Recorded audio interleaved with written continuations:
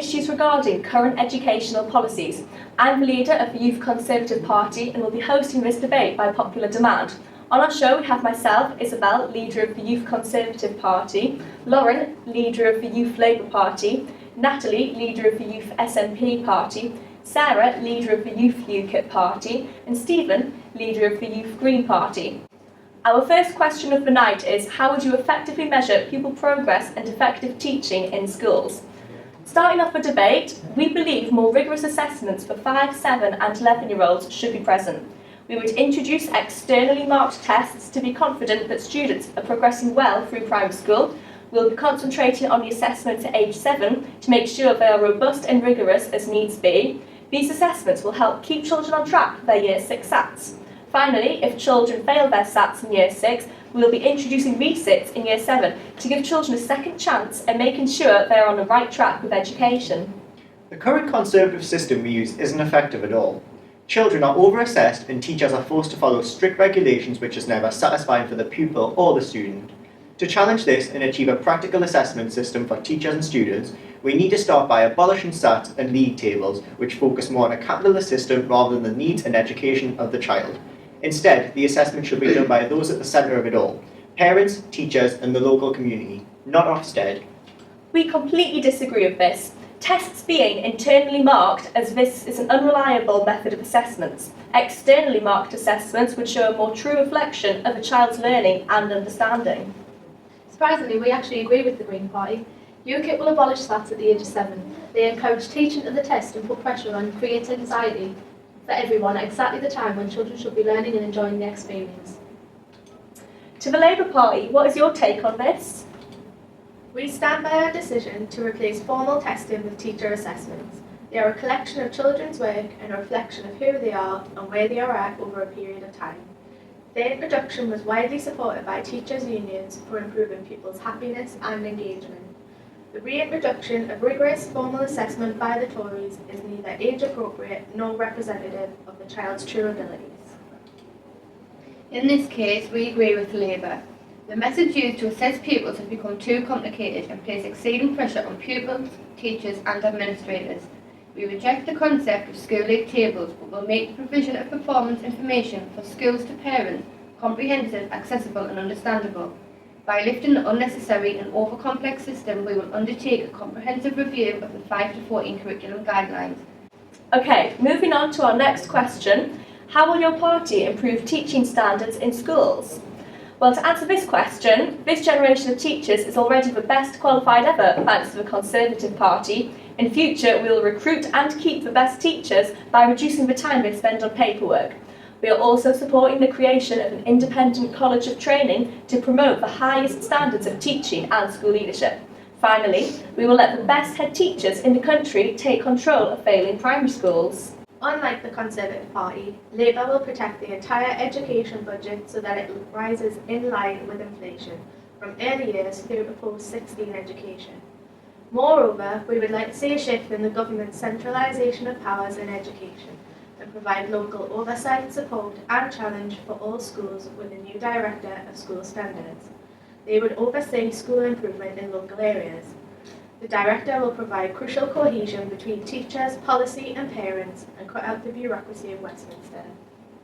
In order to improve a better and effective teaching system, we will cut teachers' workload, decreasing the amount of paperwork. We don't want stressed, overworked teachers. UKIP will ensure there is only one exam board for GCSE and one for A-levels, offering one course for the relevant subjects. This ends the option for schools to choose the easiest syllabus available. We need to return to a traditional primary education with the 3 Rs. We disagree with the Conservatives with the idea of having one individual control an entire school.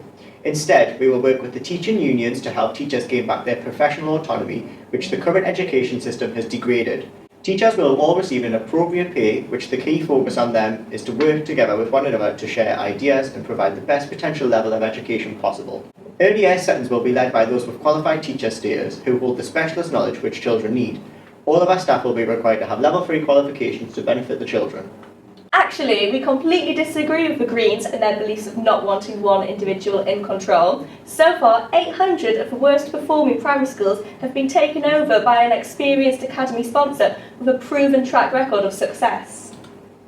Okay, moving on. Ofsted has reported literacy and numeracy, the backbone of the curriculum, is taught worse than most other subjects, with a third of lessons not good enough.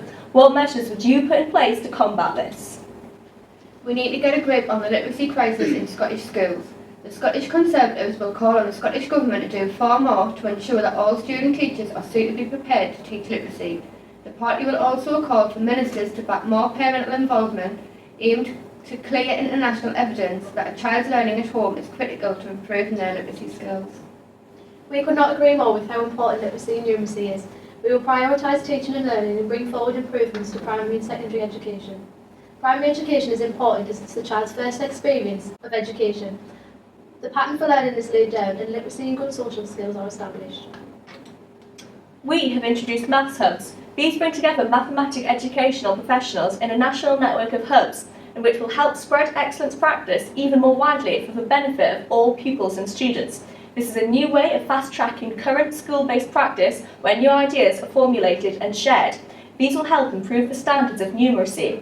Also, the new primary school tests, which will help eradicate illiteracy and numeracy, will be coming into the curriculum in 2016. The tests will reflect greater demands with a higher pass mark needed.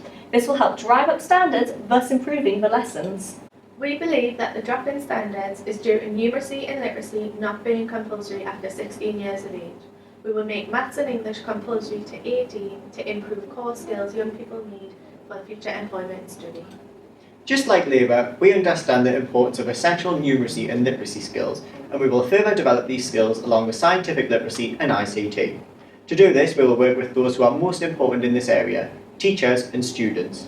Working with the people directly involved will allow us to develop a stimulating curriculum which will have content suitable to children's actual needs and interests. Thank you, everyone. Following the approval of the Weald of Kent Grammar School, how do you feel grammar schools affect social mobility for the next generation?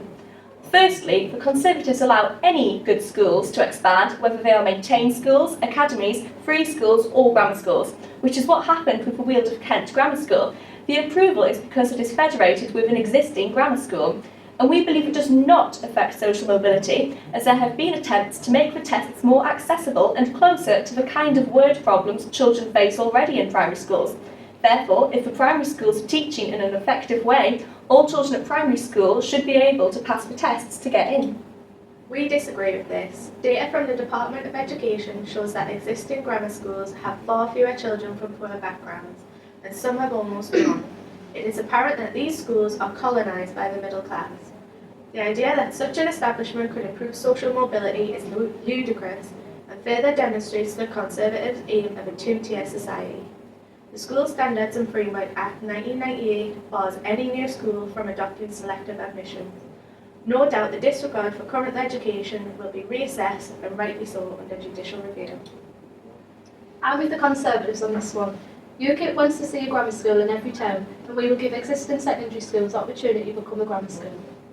Many pupils learn in rigorous academic environments, and the system can improve social mobility for able children from poor backgrounds. We want to foster academic education among bright poor students. Unlike UKIP and the Conservatives, we really don't believe in the idea of creating new grammar schools. In order to provide an equal opportunity of development to all young people, we must be as fair as possible. To create balance, we will no longer allow any new grammar schools to be developed, and we will gradually consolidate grammar schools into comprehensive schools to provide us with an equal and fair education system.